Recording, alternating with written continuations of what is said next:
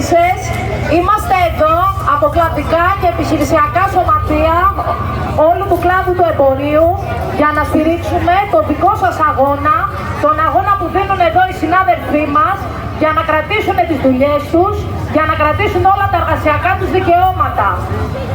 Σήμερα οι συνάδελφοι από όλο τον κλάδο κάνουμε στάση εργασίας ακριβώς γιατί τα προβλήματά μας είναι κοινά, γιατί η εργοδοσία και οι κυβερνήσεις με όλους τους νόμους έχουν τσακίσει κάθε εργασιακό μας δικαίωμα, φτάνοντας μέχρι στο σημείο να απελευθερώνουν τις απολύσεις και να κάνουν εδώ πέρα εκατοντάδες απολύσεις και συνολικά στον κλάδο.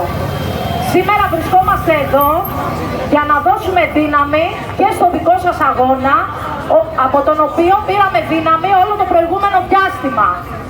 Η πείρα του αγώνα των εργαζομένων σαν Νότος δείχνει ότι όσο συνεχίζουμε, όσο επιμένουμε, όσο εντείνουμε τον αγώνα μας, μπορούμε να καταφέρνουμε. Όλοι οι εργαζόμενοι στο εμπόριο συνεχίζουμε αυτόν τον αγώνα για υπογραφή κλαδικής σύμβασης, επιχειρησιακών συμβάσεων, για να μην μπορεί η εκάστοτε εργοδοσία να κάνει ό,τι θέλει με τις ανάγκες μας και τα δικαιώματά μας.